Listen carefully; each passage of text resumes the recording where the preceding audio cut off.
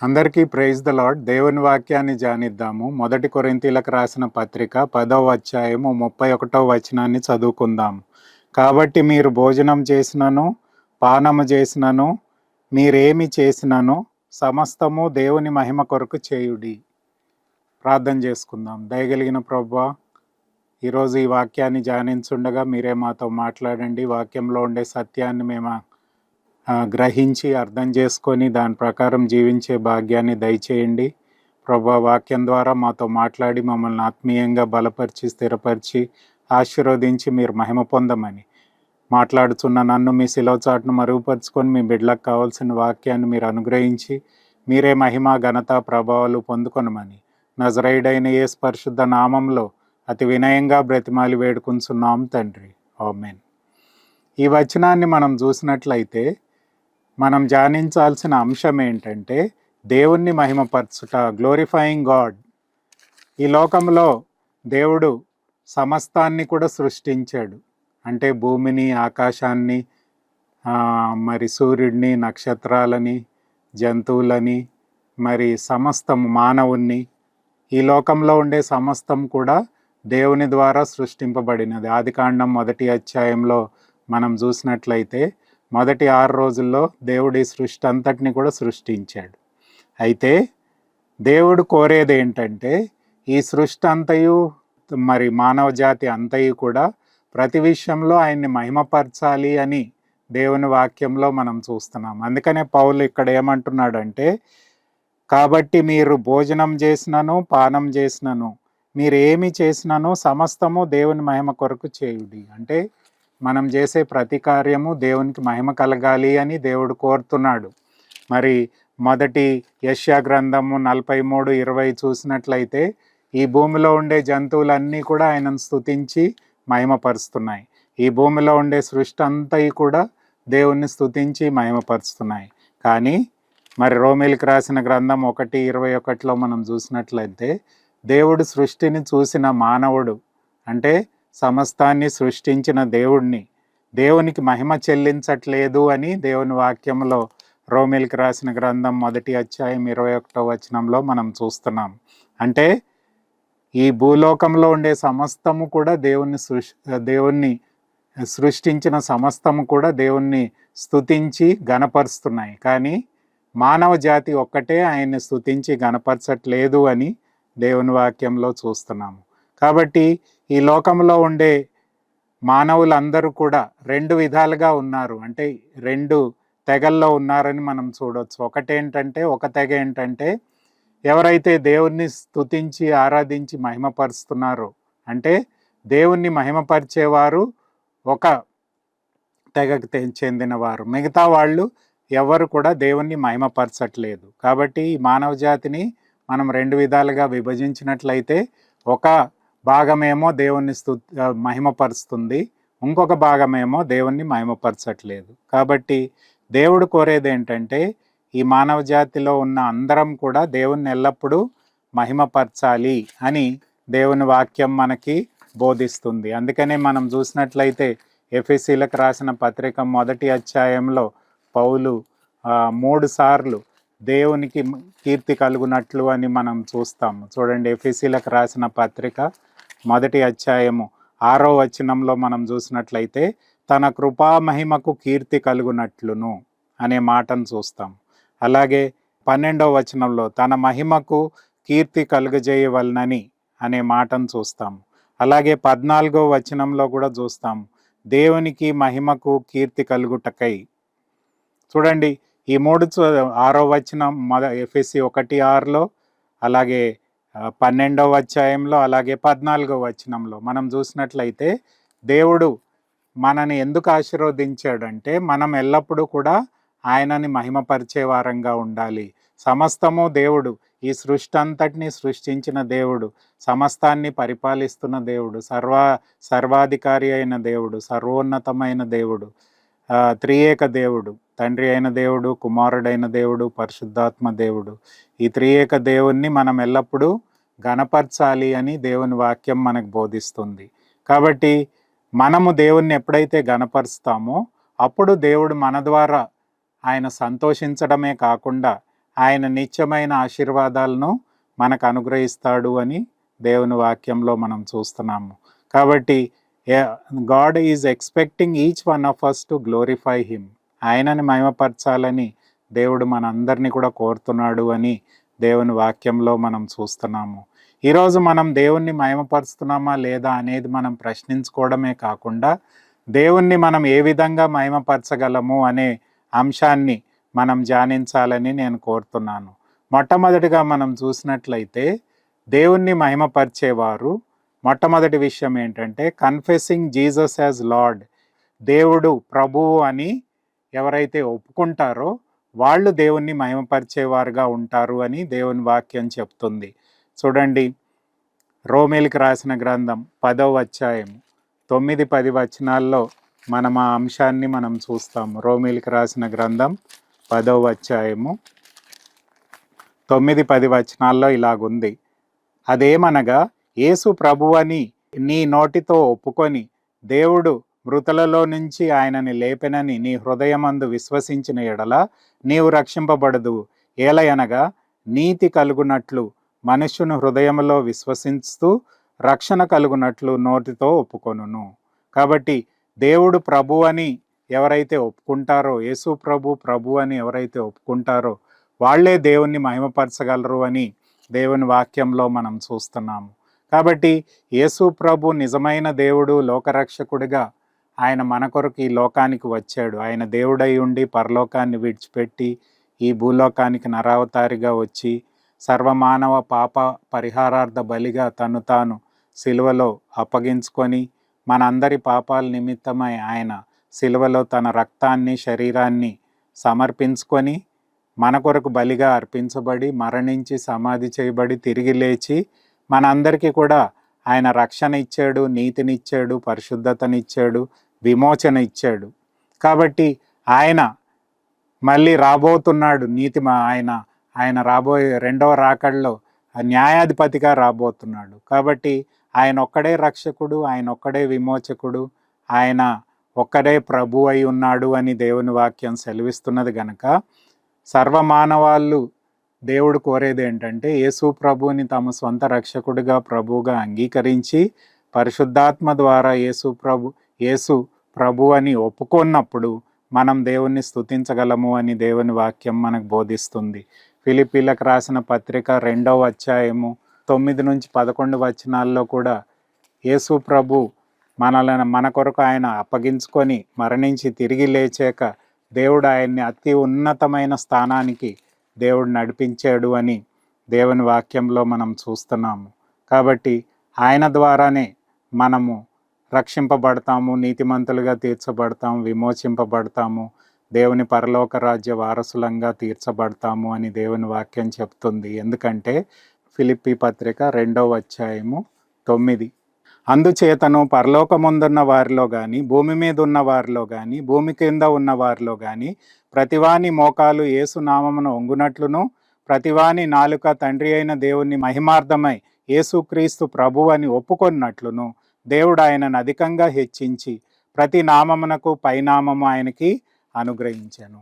మరి ఇక్కడ కూడా మనం చూసినట్లయితే యేసు ప్రభువుగా మనం ఎందుకు ఆయనని ఘనపరచాలి అంటే దేవుడు ఆయన తను తాను అప్పగించుకొని మరణించి తిరిగి లేచి తండ్రి ఆయన పరలోకానికి ఆరోహణమై తండ్రి కుడిపార్శ్వమున కూర్చొని ఉన్నాడు కనుక ఆయన సర్వోన్నతమైన దేవుడై ఉన్నాడు. కాబట్టి అందరికంటే ఆయనను దేవుడు అధికంగా హెచ్చించి అందరికంటే పైనామము ఆయనకు అనుగ్రహించాను.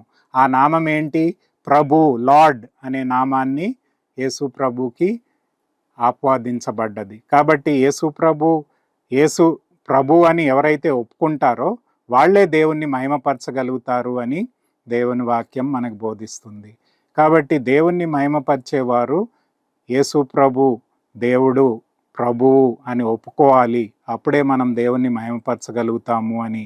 అందుకని 1 కొరింథీ 12:3లో కూడా పౌలు చెప్తాడు, అంటే ఎవరైతే యేసు ప్రభువుని ప్రభువుగా ఒప్పుకుంటారో వాళ్ళే దేవుణ్ణి మహిమపరచగలుగుతారు అని దేవుని వాక్యంలో మనం చూస్తున్నాము. ఈరోజు మనం యేసు ప్రభువుని రక్షకుడిగా ప్రభువుగా స్వీకరించి ఆయనని ప్రభువుగా మనం అంగీకరించి మన నోటితో ఒప్పుకున్నట్లయితే మనము దేవుణ్ణి మయంపరిచే వారంగా ఉంటాము అని దేవుని వాక్యం మనకు బోధిస్తుంది. రెండో విషయం ఏంటంటే, ఎవరైతే their aim and purpose in life should be to glorify God. మన జీవితంలో దేవుడు మనకు అనుగ్రహించిన ఉద్దేశం ఏంటంటే, మనం ఎల్లప్పుడూ కూడా దేవుణ్ణి మహిమపరచాలని. We must focus our life towards that aim. అంటే ఆ గురి యొద్దకు మనము కేంద్రీకరించుకోవాలి.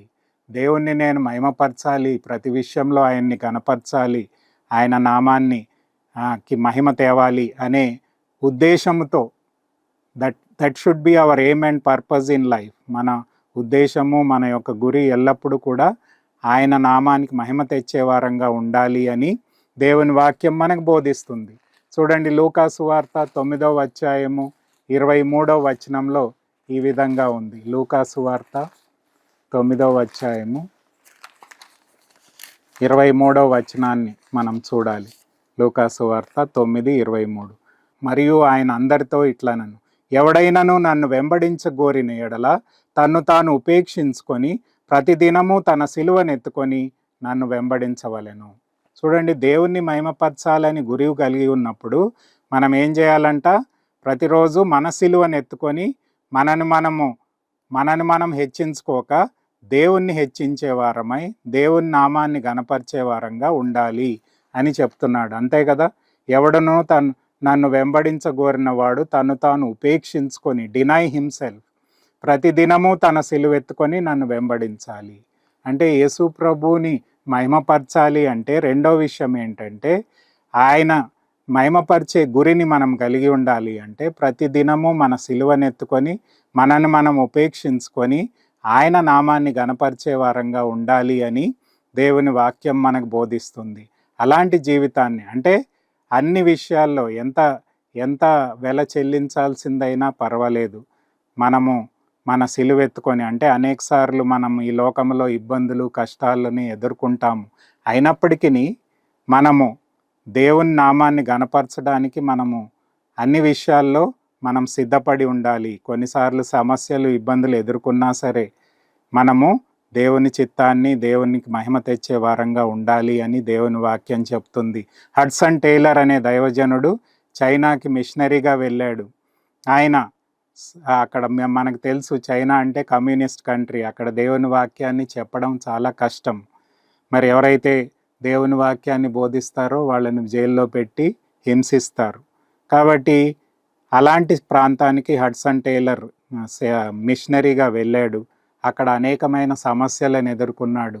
మరి మొట్టమొదటిగా తన కొడుకుని కోల్పోయాడు, తనే సమాధి చేసి బాధ పెట్టాడు. మళ్ళీ ఇంకొక కొడుకుని కోల్పోయాడు, సమాధి చేసి బాధ పెట్టాడు. మళ్ళీ కొంతకాలం అయితే భార్య చనిపోయింది, ఆమెను కూడా సమాధి చేసి పెట్టాడు. అయినప్పటికీ ఇన్ని సమస్యలను ఎదుర్కొన్నా సరే ఆయన మిషనరీగా తన సేవను కొనసాగించాడు అని దేవుని వాక్యంలో చూస్తున్నాము. మరి ఈరోజు లక్షలాది మంది మరి చైనాలో దేవుణ్ణి, యేసు ప్రభువుని రక్షకుడిగా, ప్రభువుగా విశ్వసించి అంగీకరించారంటే ఇదంతా కూడా హడ్సన్ టేలర్ యొక్క పరిచర్య యొక్క ప్రతిఫలము అని మనం చూడొచ్చు.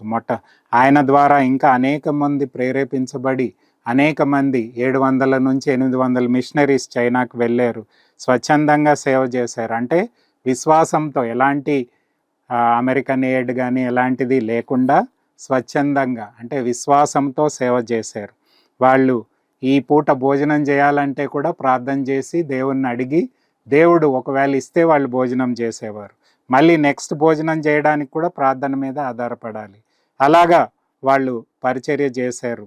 కాబట్టి అలాంటి దైవజనులు మనకి స్ఫూర్తిగా ఉన్నారు. కాబట్టి మనము కూడా మన యొక్క గురి ఎల్లప్పుడూ కూడా దేవుణ్ణి మహిమపరచాలి అని మనము సిలువెత్తుకొని మనల్ని మనం ఉపేక్షించుకొని అన్ని విషయాల్లో దేవుణ్ణి మహిమపరిచే వారంగా ఉండాలి అని దేవుని వాక్యం మనకు బోధిస్తుంది. అనేక మంది దైవజనులు మిషనరీస్గా అనేకమైన ప్రాంతాలకు వెళ్ళి తాము దేవునికి సమర్పించుకొని ఎన్ని కష్టాలు వచ్చినా సరే దేవుని పరిచర్యని సంతోషంగా ఘనంగా చేశారు, దేవునికి మహిమ తెచ్చారు. అంతేకాకుండా కీర్తన 69:9 మనం చూసినట్లయితే, 69 కీర్తన 69:9లో మనం చూసినట్లయితే అక్కడ ఏమని ఉందంటే చూడండి, 69వ కీర్తన 9వ వచనం, సామ్ 69 9th చాప్టర్. నీ ఇంటిని గూర్చిన ఆసక్తి నన్ను బ్రతికించుచున్నది, నిన్ను నిందించు వారి నిందలు నా మీద పడి ఉన్నాయి. చూడండి, నిన్ను నిందించిన వారి నిందలు నా మీద పడి ఉన్నాయి అంటే ఇక్కడ దేవుని వాక్యంలో దావీదు ఏమంటున్నాడంటే, నిన్ను ప్రేమించే వారిని నేను కూడా ప్రేమిస్తాను, నిన్ను ద్వేషించే వారిని వాళ్ళ మాటల్ని బట్టి నేను ఆ యొక్క నొప్పిని అనుభవిస్తున్నాను అని అంటున్నాడు. కాబట్టి దేవుణ్ణి ఎవరైతే గణపరచరో వాళ్ళ ద్వారా మనం కూడా బాధపడి వాళ్ళు కూడా దేవుణ్ణి ప్రేమించేలాగా, దేవుణ్ణి మహిమపరిచేలాగా మనము సిద్ధపడాలి. అంటే ఇక్కడ దావీదు ఏమంటున్నాడంటే, ఎవరైతే నిన్ను అవమానపరుస్తున్నారో అలాంటి సమయంలో వాళ్ళ ఆ దుఃఖాన్ని నాకు కలుగుతుంది, నాకు ఇబ్బంది కలుగుతుంది, నాకు నొప్పి కలుగుతుంది. కాబట్టి అలాంటి దైవజనుడిగా మనం ఉండాలి. దేవుణ్ణి ఎల్లప్పుడూ మహిమపరిచే వారంగా ఉండాలి. మనం త్యాగపూర్వకమైన పరిచర్య చేయాలి. అంతేకాకుండా ఇతరులు దేవుణ్ణి ద్వేషించినప్పుడు, అవమానపరిచినప్పుడు మనం దుఃఖాన్ని, బాధని పడేవారంగా ఉన్నప్పుడే నిజంగా దేవుణ్ణి మహిమపరిచే వారంగా ఉంటాము. కాబట్టి మొట్టమొదటిగా యేసుని ప్రభువుగా ఎరిగిన వారు, ఆయనను ఒప్పుకున్న వారే దేవుణ్ణి మహిమపరుస్తారు. రెండవదిగా మన గురిని, మన ఉద్దేశము ఎల్లప్పుడూ దేవుణ్ణి మహిమపరిచే వారంగా ఉండాలి. మన సిలువను ఎత్తుకొని మనను మనం ఉపేక్షించుకొని దేవుణ్ణి వెంబడించాలి. మరి ఇతరులు దేవుణ్ణి దూషించినప్పుడు మనం కూడా ఆ నొప్పిని కలిగి మనము బాధపడే వారంగా ఉండాలి అని దేవుని వాక్యం మనకు చెప్తుంది. మూడో విషయం ఏంటంటే, కన్ఫెసింగ్ సిన్, పాపాన్ని ఒప్పుకున్నవాడు దేవుణ్ణి మహిమపరుస్తారు. చూడండి, 1 యోహాను 1:9లో మనందరికీ తెలిసిన వచనమే, మన పాపములను మనం ఒప్పుకొన్న ఎడల ఆయన నమ్మదగిన వాడును నీతిమంతుడును గనక మన పాపములను క్షమించి సమస్త దుర్నీతి నుంచి మనల్ని పవిత్రులుగా చేయును. కాబట్టి ఎవరైతే పాపాన్ని ఒప్పుకుంటారో, పశ్చాత్తాపడతారో, దేవుని వైపు తిరుగుతారో, ఆ పాపాన్ని వదిలిపెట్టి దేవుని బిడ్డలుగా మార్చబడతారో వాళ్ళని బట్టి వాళ్ళు దేవుణ్ణి మహిమపరిచే వారంగా ఉంటారు అని దేవుని వాక్యం చెప్తుంది. ఎవరైతే పాపాన్ని ఒప్పుకుంటారో, చూడండి కీర్తన 51:4లో దావీదు మహారాజు బెత్షెబాతో పాపం చేసినప్పటికీ ఆయన ఏం చేశాడు? తిరిగి గోనె సంచి కట్టుకొని దేవుని ముందు పశ్చాత్తాపడ్డాడు. చూడండి 51వ కీర్తన 4వ వచనంలో ఇలా చెప్తున్నాడు, కేవలం నీకు విరోధంగా నేను పాపం చేసి ఉన్నాను, నీ దృష్టి ఎదుట నేను చెడుతనమును చేసి ఉన్నాను, కావున ఆజ్ఞ ఇచ్చినప్పుడు నీవు నీతిమంతుడుగా అగుపడదువు, తీర్పు తీర్చినప్పుడు నిర్మలంగా అగుపడదువు. చూడండి ఏమంటున్నాడంటే, నీ ఎదుట నీకు వ్యతిరేకంగా నేను పాపం చేశాను. మనం ఏ పాపం చేసినా వీఆర్ సిన్నింగ్ అగేన్స్ట్ గాడ్, దేవునికి వ్యతిరేకంగా మనం పాపం చేస్తున్నాము. అందుకనే దావీదు ఏమో ఒప్పుకుంటున్నాడంటే, దేవా నీకు వ్యతిరేకంగా నీ ఎదుటనే నేను పాపం చేశాను, కాబట్టి నన్ను క్షమించమని కోరినట్టు మనం చూస్తున్నాము. కాబట్టి మన పాపములను మనం ఒప్పుకున్న ఎడల ఆయన నమ్మదగిన వాడును నీతిమంతుడును గనుక మన పాపములను క్షమించి సమస్త దుర్నీతి నుంచి మనను పవిత్రపరుస్తాడు. మన పాపాలు ఒప్పుకోవాలి, పశ్చాత్తాపడాలి, ఆయన రక్తంతో కడగబడాలి, పరిశుద్ధపరచబడాలి. తిరిగి మనం ఆయనతో సహవాసం ఎల్లప్పుడూ కలిగి ఉండి ఆయన నామాన్ని గణపరచాలి. అప్పుడే దేవుడు మనని బట్టి ఆయన మహిమను పొందుతాడు అని దేవుని వాక్యాన్ని చెప్తున్నాము. కాబట్టి కన్ఫెసింగ్ జీసస్ యాజ్ లార్డ్, యేసుని ప్రభువుగా ఒప్పుకోవడము, aim and purpose of your life is to glorify him, ఆయనని గణపరచడమే మన జీవిత శైలిగా ఉండాలి. మూడవది కన్ఫెసింగ్ సిన్, పాపాన్ని మనం ఒప్పుకున్నప్పుడు దేవుడు మహిమపరచబడతాడు. నాలుగవది చూసినట్లయితే ట్రస్టింగ్ హిమ్, ఆయనను విశ్వసించి ఎల్లప్పుడూ ఆయన మీద ఆధారపడే వారంగా ఉన్నప్పుడే దేవునికి మనం మహిమ తెచ్చే వారంగా ఉంటాము అని దేవుని వాక్యంలో మనం చూస్తున్నాము. అబ్రహాం జీవితంలో మనం చూస్తున్నాము. ఏమని చూస్తున్నాము? అబ్రహాము 75 సంవత్సరాలు ఉన్నప్పుడు దేవుడు ఆయనకి వాగ్దానం చేశాడు. ఏంటంటే, నీకు ఒక కుమారుణ్ణి ఇస్తాను అని వాగ్దానం చేశాడు. మరి అబ్రహాం 100 సంవత్సరాలు అయింది, సారా 90 సంవత్సరాలు అయింది, అయినా వాళ్ళకి దేవుడి వాగ్దానం నెరవేర్చబడలేదు. అయినప్పటికీ అబ్రహాము తన విశ్వాసాన్ని కోల్పోలేదు అని దేవుని వాక్యంలో మనం చూస్తున్నాము. చూడండి, రోమిలికి రాసిన గ్రంథం 4వ అధ్యాయము 20-21 వచనంలో మనం చూసినట్లయితే అబ్రహాం గురించి రాయబడ్డది. అవిశ్వాసము వలన దేవుని వాగ్దానమును గురించి సందేహింపక దేవుని మహిమపరిచి ఆయన వాగ్దానం చేసిన దాన్ని నెరవేర్చుటకు సమర్థుడని రూఢిగా విశ్వసించి విశ్వాసము వలన బలము నొందెను. చూడండి, ఇక్కడ మనం చూసినట్లయితే అబ్రహాంకి వాగ్దానం చేసి 25 సంవత్సరాలు అయినా వాగ్దాన పుత్రుడు పుట్టలేదు, కానీ అబ్రహాము దేవుని యందు విశ్వాసాన్ని కోల్పోలేదు. ఆయన విశ్వాసంలో బలపరచబడ్డాడు, దేవునికి మహిమ తెచ్చేవాడిగా ఉన్నాడు అని దేవుని వాక్యంలో చూస్తున్నాము.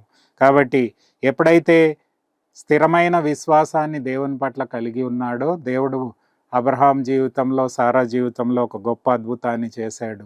అది అబ్రహాము 100 సంవత్సరాలు ఉన్నప్పుడు, సారా 90 సంవత్సరాలు ఉన్నప్పుడు దేవుడు వాళ్ళకి వాగ్దాన పుత్రుడైన ఇస్సాకుని వారికి అనుగ్రహించినట్లు మనం వాక్యంలో చూస్తున్నాము.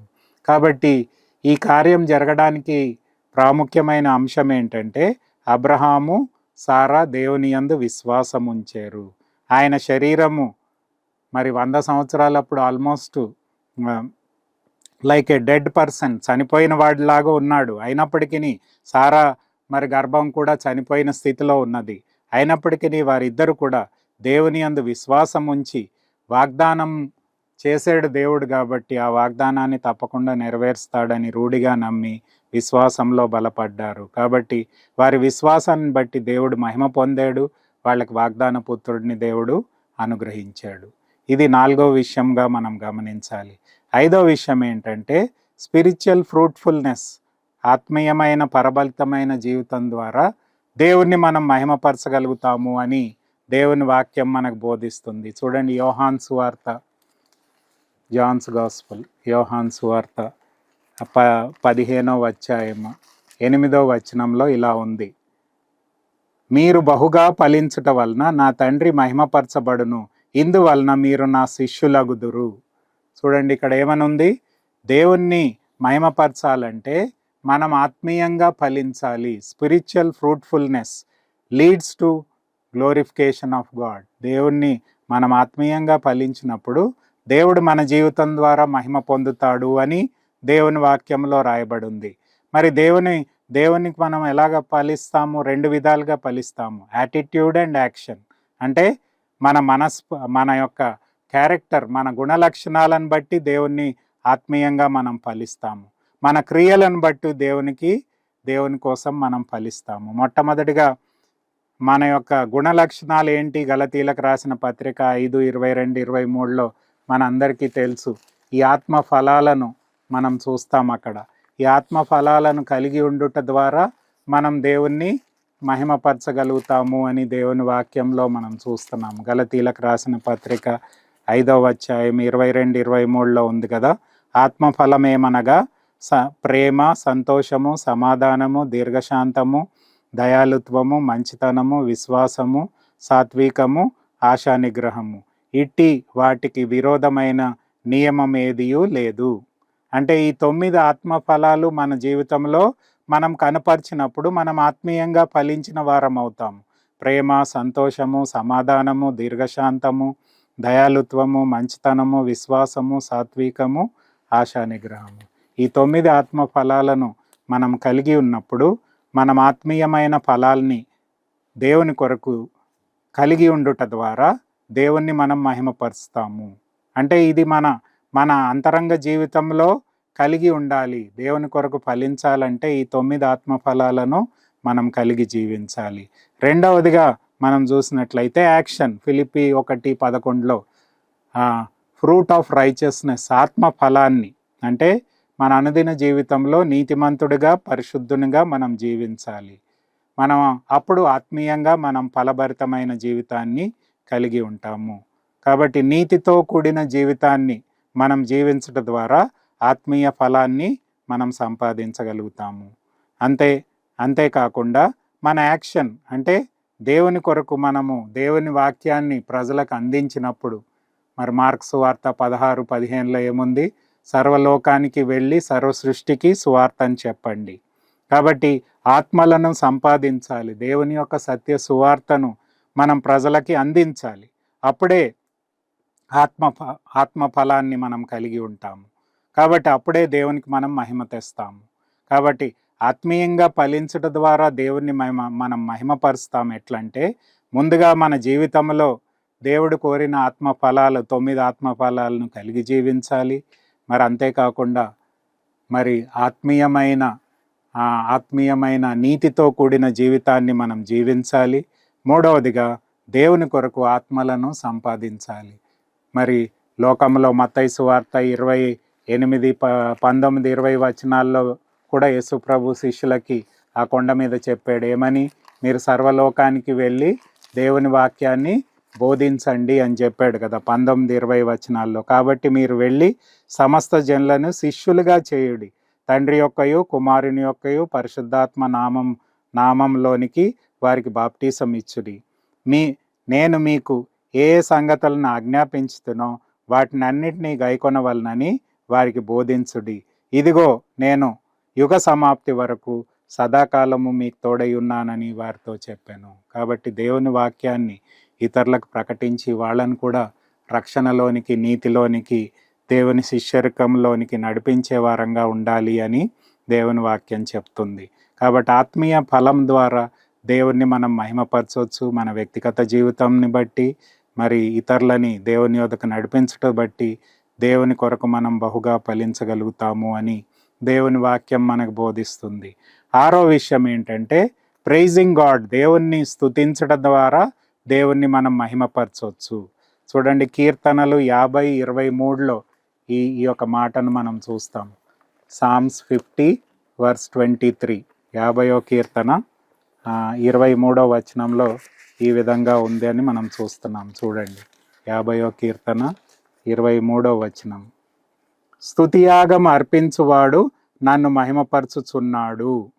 స్తుతియాగం అర్పించువాడు అంటే దేవుణ్ణి ఎవరైతే స్తుతిస్తారో వాళ్ళు దేవుణ్ణి మహిమపరిచేవారుగా ఉంటారు అని దేవుని వాక్యాన్ని దేవుడి వాక్యంలో మనం చూస్తున్నాము. మరి దేవుణ్ణి స్తుతించేవారే దేవుణ్ణి మహిమపరుస్తారు. హీబ్రూ 13:15 స్తుతియాగము మనం చెల్లించాలి. చూడండి, హీబ్రూలకు రాసిన పత్రిక 13వ అధ్యాయము 15వ వచనంలో ఇలాగుంది. కాబట్టి ఆయన ద్వారా మనం దేవునికి ఎల్లప్పుడూ కూడా స్తుతియాగము చేయుదము, అనగా ఆయన నామమును ఒప్పుకొనుచు జిర్బాఫలమును అర్పించుదుము. కాబట్టి ఇక్కడ దేవుణ్ణి ఎల్లప్పుడూ స్తుతించి ఆరాధించేవారే దేవుణ్ణి మహిమపరుస్తారు అని దేవుని వాక్యంలో మనం చూస్తున్నాము. కాబట్టి లూకాసు వార్త 17వ అధ్యాయము 12 నుంచి 17 వచనాల్లో మనం చూసినట్లయితే, అక్కడ యేసు ప్రభు ఒక ఊరికి వెళుతున్నాడు. ఆయన యెరూషలేము ప్రయాణమైపోతున్న సమరయ గలిలయ మధ్యన వెళ్ళుచుండగా, అంటే యేసు ప్రభు ఆ ప్రాంతంలో వెళ్తున్నప్పుడు 10 మంది కుష్ఠరోగులు గట్టిగా అరిశారు దూరం నుంచి, యేసు ప్రభువా మమ్మల్ని కనికరించు, మమ్మల్ని స్వస్థపరచు అని గట్టిగా కేకలు వేశారు. అయితే యేసు ప్రభు వారి మీద జాలిపడి, మీరు వెళ్ళి ఆ యొక్క మరి మీ యజమానులకి మీ శరీరాన్ని చూపించుకోనండి అని చెప్పాడు. ఎప్పుడైతే వాళ్ళు వెళ్ళడం ప్రారంభించారో వాళ్ళందరూ కూడా వాళ్ళ కుష్ఠరోగం నుంచి స్వస్థత పొందారు. మరి స్వస్థత పొందిన వాళ్ళలో ఒక్కడు మట్టుకే తిరిగి యేసు ప్రభు దగ్గరికి వచ్చి ఆయన పాదాల మీద పడి ఆయన స్తుతించి ఆరాధించాడు అని మనం చూస్తున్నాము. చూడండి, 15వ వచనంలో మనం చూస్తున్నాం. వారిలో ఒకడు తనకి స్వస్థత కలుగుట చూచి గొప్ప శబ్దముతో దేవుణ్ణి మహిమపరుస్తూ తిరిగి వచ్చి ఆయన కృతజ్ఞతాస్తుతులు చెల్లించుచు ఆయన పాదాల యోద సాగిలపడి వాడు సమరయుడు. చూడండి, 10 మంది కుష్ఠరోగుల్ని దేవుడు బాగు చేశాడు, కానీ ఒక్క వ్యక్తే, ఒక సమరయుడు మట్టుకే తిరిగి యేసు ప్రభు దగ్గరికి వచ్చి ఆయన పాదాల మీద పడి ఆయన్ని స్తుతించి ఆరాధించి గణపరిచాడు. అప్పుడు యేసు ప్రభు అన్నాడు, అయ్యో 10 మంది బాగయ్యారు కదా, మిగతా 9 మంది ఎక్కడా అన్నట్టు దేవుడు చెప్పాడు. అంటే 9 మంది ఆయన స్తుతించలేదు, కానీ ఒక్క సమరయుడి మట్టుకే తిరిగి వచ్చి ఆయన స్తుతించాడు. మరి మనం కూడా అనేక సార్లు దేవుడు మనల్ని ఆశీర్వదించే కొలది మనం ఆయన్ని మర్చిపోతూ ఉంటాము, ఆయన్ని స్తుతించి గణపరిచే వారంగా ఉండకుండా ఉంటాము. మరి దేవుడు కోరేది ఏంటంటే, దేవుడు మనల్ని ఆశీర్వదిస్తున్నాడు కాబట్టి మనం ఎల్లప్పుడూ ఆయన స్తుతించి ఆరాధించి గణపరిచే వారంగా ఉండాలి. దేవుడి యొక్క గుణలక్షణాలను బట్టి, ఆయన సార్వభౌమత్వాన్ని బట్టి, ఆయన మన పట్ల చేసిన క్రియలన్నిటిని బట్టి మనం ఎల్లప్పుడూ ఆయనకి స్తుతియాగం చెల్లించాలి, కృతజ్ఞతాస్తుతులు చెల్లించాలి, ఆయన నామాన్ని గణపరచాలి అని దేవుని వాక్యంలో మనం చూస్తున్నాము. ఇది 6వ విషయం. 7వ విషయం చూసినట్లయితే, దేవుణ్ణి గణపరిచేవారు ఎల్లప్పుడూ ప్రార్థన సహవాసంలో ఉంటారు అని మనం చూస్తున్నాము. చూడండి, 1 తెస్సలోనిక 5:15లో ఎడతెగక ప్రార్థన చేయుడి అనక అక్కడ రాయబడి ఉన్నట్లు మనం చూస్తున్నాము. కాబట్టి దేవునికి మనం ఎల్లప్పుడూ మొరపెట్టే వారంగా ఉన్నప్పుడే దేవుణ్ణి మహిమపరచగలుగుతాము. ఎందుకంటే ఎప్పుడైతే మనం దేవుణ్ణి మొరపెడతామో దేవుడు మనకు జవాబిస్తాడు. మరి 1 యోహాను పత్రిక 5వ అధ్యాయము 14 1 యోహాను పత్రిక 5వ అధ్యాయం 14-15 వచనాల్లో మనం చూసినట్లయితే, ఆయన చిత్తానుసారంగా మనం మొరపెట్టినప్పుడు ఆయన మనకి ప్రార్థనకి జవాబిచ్చే దేవుడుగా ఉంటాడు అని మనం చూస్తున్నాం. 1 యోహాను 5:14-15లో ఇలాగుంది, ఆయనని బట్టి మనకి కలిగిన ధైర్యం ఏమనగా, ఆయన చిత్తానుసారంగా మనం ఏది అడిగినానో ఆయన మన మనవిని ఆలకించుననిదే. మనము ఏమి అడిగినానో ఆయన మన మనవిని ఆలకించునని మనము మెరిగిన ఎడల మనము ఆయనని వేడుకొనిని మనకి కలుగును అని ఎరుగుదుము.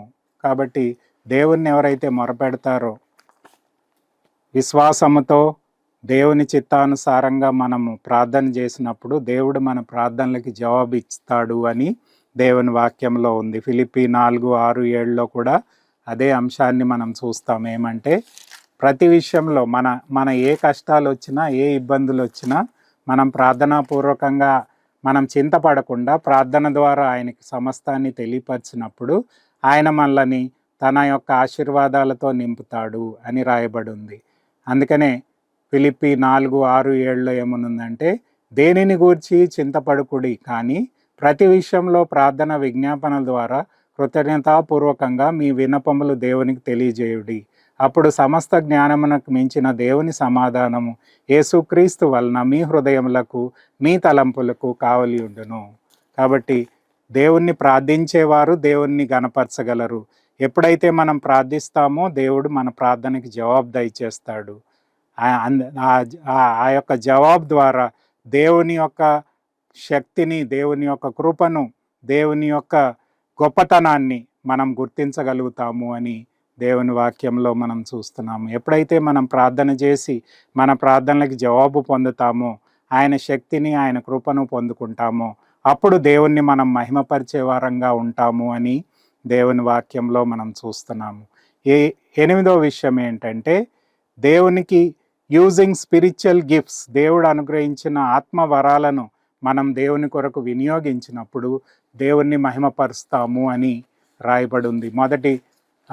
మొదటి పేతులు 4వ అధ్యాయము 11వ వచనంలో ఈ మాటను మనం చూస్తాం. 1 పేతులు 4వ అధ్యాయము 11వ వచనంలో, ఒకడు బోధించిన ఎడల దైవోక్తులను బోధించున్నట్లు బోధింపవలెను. ఒకడు ఉపచారం చేసిన ఎడల దేవుడు అనుగ్రహించు సామర్థ్యాన్ని నొంది చేయవలెను. ఇందువలన దేవుడు అన్నిటిలోనూ యేసుక్రీస్తు ద్వారా మహిమపరచబడును. యుగ యుగముల వరకు మహిమవు ప్రభావమును ఆయనకుండును గాక. ఆమెన్. ఇక్కడ మనం చూసినట్లయితే దేవుడిచ్చిన ఆత్మీయ వరాలను బట్టి దేవుణ్ణి మనం మహిమపరిచే వారంగా ఉంటాము. మన 1 కొరింథీ 12:7లో మనం చూసినట్లయితే, యేసు ప్రభువుని రక్షకుడిగా ప్రభువుగా అంగీకరించిన ప్రతి విశ్వాసికి దేవుడు ఒక ఆత్మ వరాన్ని అనుగ్రహిస్తాడు. ఆత్మ ఫలాలు మనం అందరము పొందుకోవచ్చు, కానీ ఆత్మ వరాలను దేవుడు మనకు అనుగ్రహిస్తాడు. ఇవి 2 విధాలుగా ఉంటాయి. మాట్లాడే వరం ఇస్తాడు, పరిచర్య చేసే వరం ఇస్తాడు. కాబట్టి ఈ వరాలను మనం పొందుకొని, ఈ వరాలను దేవుని కొరకు, దేవుని మహిమార్థమై దేవుని సంఘంలో మనం వినియోగించినప్పుడు దేవుడు మహిమ పొందుతాడు అని దేవుని వాక్యంలో మనం చూస్తున్నాము. 1 కొరింథీ 12:7-11, అలాగే రోమీలకు రాసిన గ్రంథం 12:6-8, ఎఫెసీలకు రాసిన పత్రిక 4:11 వీటిల్లో మనం చూసినట్లయితే ఆత్మవరాల గురించి రాయబడి ఉంది. అనేకమైన ఆత్మవరాలు ఉన్నాయి. కాబట్టి ఈ ఆత్మవరాలను దేవుడు మనకి ఉచితంగా తనను విశ్వసించి అంగీకరించిన ప్రతి విశ్వాసికి ఏదో ఒక ఆత్మఫలాన్ని, ఆత్మవరాన్ని దేవుడు అనుగ్రహిస్తాడు. ఆత్మఫలాలు అందరికీ అనుగ్రహిస్తాడు. ఆత్మవరాన్ని ఏదో ఒకటి ఆయన అనుగ్రహిస్తాడు. కాబట్టి ఆ వరాన్ని దేవుని కొరకు ఆయన మహిమార్థం మనం వినియోగించినప్పుడు దేవుడు మహిమ పొందుతాడు అని దేవుని వాక్యంలో మనం చూస్తున్నాము. 9వ విషయం ఏంటంటే హోలీ లైఫ్, పరిశుద్ధమైన జీవితము జీవించడం ద్వారా దేవుణ్ణి మనం మహిమపరచగలుగుతాము. 1 పేతురు 1:16 మనం చూసినట్లు అన్ని విషయాల్లో మరి పరిశుద్ధమైన జీవితం ద్వారా దేవుణ్ణి మనం మహిమపరచగలుగుతాము అంటున్నాడు. చూడండి, మిమ్మల్ని పిలిచిన వాడు పరిశుద్ధుడై ఉన్న ప్రకారము మీరును సమస్త ప్రవర్తన యందు పరిశుద్ధులై ఉండుడి. కాబట్టి పరిశుద్ధ జీవితాన్ని జీవించినప్పుడే దేవుణ్ణి మనం మహింపరిచే వారంగా ఉంటాము అని దేవుని వాక్యం మనకు బోధిస్తుంది. ఇందులో 3 విషయాలు ఉన్నాయి. మోరల్ ప్యూరిటీ, నైతికమైన పరిశుద్ధతను మనం కలిగి ఉండాలి. అంటే వ్యభిచారంగా ఉండకూడదు, అపవిత్రమైన కార్యాలను మనం చేయకూడదు. మరి అలాంటి జీవితాన్ని మనం ఉండకుండా పరిశుద్ధంగా నైతిక విలువల్లో పరిశుద్ధతను మనం కలిగి ఉండాలి. రెండవదిగా పాపము నుంచి వేరు చేయబడాలి. We must be separated from sin, పాపపు జీవితాన్ని విసర్జించాలి. మూడవదిగా వరల్డ్లీ ఈవిల్ డిజైర్స్, లోకంలో ఉండే అపవిత్రమైన ఆశలను నుంచి మనం వేరు చేసుకోవాలి. అంతేకాకుండా మెటీరియలిజం, ఈ లోకంలో ఉండే అనేకమైన వాటిని మనము కోరుకునే వారంగా ఉండకుండా దేవుని కొరకు పరిశుద్ధమైన జీవితం, moral purity, separation from sin, separated from worldly evil desires and separated from materialism, ఈ 4 విషయాల్లో మనం పరిశుద్ధంగా ఉండాలి. మన నైతిక విలువలు పరిశుద్ధంగా కాపాడుకోవాలి, పాపం నుంచి వేరు చేయాలి, లోకంలో ఉండే అపవిత్రమైన ఆశలను మనం తొలగించుకోవాలి. మరి ఈ లోకంలో ఉండే అనేకమైన వాటిని మనం ఎక్కువగా కోరకుండా దేవుని వైపు మన యొక్క మనసుని, మన హృదయాన్ని కేంద్రీకరించుకొని ఆయన ఎలాగైతే ఈ లోకంలో పరిశుద్ధంగా జీవించాడో, యేసు ప్రభు 33 సంవత్సరాలు ఏ పాపము లేకుండా పరిశుద్ధంగా నీతిమంతుడిగా జీవించాడు. కాబట్టి మనం ఆయన్ని విశ్వసించి అంగీకరించిన వారమైతే మనం కూడా అన్ని విషయాల్లో పరిశుద్ధతను కలిగి జీవించాలి అని దేవుని వాక్యంలో మనం చూస్తున్నాము. ఎప్పుడైతే పరిశుద్ధ జీవితాన్ని జీవిస్తామో అప్పుడు మనం దేవుణ్ణి మహిమపరిచే వారంగా ఉంటాము అని దేవుని వాక్యం మనకు బోధిస్తుంది. చివరి విషయం ఏంటంటే లైఫ్ ఆఫ్ కంటెంట్మెంట్, తృప్తి కలిగిన జీవితం ద్వారా మనం దేవుణ్ణి మహిమపరచవచ్చు. చూడండి, ఫిలిప్పీలకు రాసిన పత్రిక 4:11-12 వచనాల్లో పౌలు చెప్తాడు. ఏమంటాడంటే, నేను ఏ స్థితిలో ఉన్నానో ఆ స్థితిలో సంతృప్తి కలిగి ఉండి నేర్చుకొని ఉన్నాను. దీన స్థితిలో నెరుగుదును, సంపన్న స్థితిలో నేరుగుదును. ప్రతి విషయంలోనూ అన్ని కార్యములలోనూ కడుపు నిండా ఉండుటకును, ఆకలి గొనుటకును, సమృద్ధి కలిగి ఉండుటకును, లేమిలో ఉండుటకును నేర్చుకొని ఉన్నాను. నన్ను బలపరచు వాని యందు నేను సమస్తము చేయగలను. అంటే పౌలు ఏమంటున్నాడంటే, నేను అన్ని పరిస్థితుల్లో సమృద్ధిగా ఉన్నా సరే, లేమిలో ఉన్నా సరే, ఆకలిగా ఉన్నా సరే, కడుపు నిండా ఉన్నా సరే, అన్ని విషయాల్లో నేను తృప్తిని కలిగి జీవిస్తాను. ఎందుకంటే యేసు ప్రభు ద్వారా నేను సమస్తము చేయగలను. అంతేకాకుండా ఫిలిప్పీ 4:19 ఏముందంటే, కాగా దేవుడు తన ఐశ్వర్యం చొప్పున క్రీస్తు యేసునందు మహిమలో మీ ప్రతి అవసరమును తీర్చును. అంటే మన విశ్వాసం ఏంటంటే, దేవుడు మనకు కావాల్సినవి అన్నీ కూడా తన మహదైశ్వర్యంలోంచి మనకి అనుగ్రహించగలడు అని దేవుని వాక్యం మనకు బోధిస్తుంది. ఫిలిప్పీ 4:19. కాబట్టి మనం దేని విషయము చింతించకుండా మనం ఉన్న దాంట్లో తృప్తిని కలిగి జీవించినప్పుడు దేవుణ్ణి మనం మహిమపరిచే వారంగా ఉంటాము అని దేవుని వాక్యం చెప్తుంది. కాబట్టి దేవుణ్ణి మహిమపరిచి మర్చే జీవితమే చాలా ప్రాముఖ్యమైనది అని దేవుని వాక్యం మనకు బోధిస్తుంది. ఈ 10 విషయాల్లో మనం దేవుణ్ణి మహిమపరుస్తున్నామా లేదా అనేది మనం ప్రశ్నించుకోవాలి. ముందుగా కన్ఫెసింగ్ జీసస్ యాజ్ లార్డ్, యేసుని ప్రభువుగా ఒప్పుకొన్నవాడు దేవుణ్ణి మహిమపరచును. రెండవదిగా aim and purpose of your life is to glorify God. మన యొక్క జీవిత యొక్క ఉద్దేశము, గురి ఏంటంటే దేవుణ్ణి మహిమపరచాలని. మన సిలువనెత్తుకొని మనను మనం ఉపేక్షించుకొని ఎన్ని శ్రమలు వచ్చినా అన్ని విషయాల్లో ఆయన్ని మహిమపరిచే వారంగా ఉండాలి. మూడవదిగా కన్ఫెసింగ్ సిన్, మన పాపాలను ఒప్పుకొనాలి. అనేక సార్లు మనం పాపం చేసినప్పటికీ ఒప్పుకోకుండా మనం ఏం చేయనట్టు మనం నటిస్తున్నాము. కానీ దేవుని వాక్యం చెప్తుంది, నీవు అన్ని విషయాల్లో నీ పాపాన్ని ఒప్పుకొని దేవుని సన్నిధిలో ఒప్పుకొని విడిచిపెట్టినప్పుడు దేవుడు మహిమ పొందుతాడు అని దేవుని వాక్యం చెప్తుంది. నాలుగవదిగా ఆయన యందు ట్రస్టింగ్ హిమ్, విశ్వాసం ఉంచిన వారు. అబ్రహాం వలె మనం ఎల్లప్పుడూ కూడా అన్ని విషయాల్లో దేవుణ్ణి హత్తుకొని దేవుని యందు విశ్వాసం ఉంచి ఆయన ద్వారా మనం ప్రతి విషయాన్ని ఈ లోకంలో పొందుకోవాలి. ఐదవదిగా స్పిరిచువల్ ఫ్రూట్ఫుల్నెస్, ఆత్మీయమైన ఫలభరితమైన జీవితము. మన వ్యక్తిగత జీవితంలో ఆత్మ ఫలాలను కలిగి జీవించాలి. మన క్రియల్లో కూడా నీతిమంతుడిగా జీవించాలి. అనేకులకి సువార్త చెప్పి ఆత్మలను సంపాదించాలి. ఆత్మీయ ఫలభరితమైన జీవితం ద్వారా దేవుణ్ణి మహిమపరచవచ్చు. ఆరవదిగా ప్రైజింగ్ గాడ్, దేవుణ్ణి స్తుతించడం ద్వారా దేవుణ్ణి మనం మహిమపరచవచ్చు. దేవుడు తన సార్వభౌమత్వాన్ని బట్టి, ఆయన క్రియలను బట్టి, ఆయన గొప్పతనాన్ని బట్టి మనం ఎల్లప్పుడూ ఆయన్ని స్తుతించాలి. ఎల్లప్పుడూ ఏడవది ప్రార్థనా జీవితాన్ని కలిగి ఉండాలి. We must always be praying.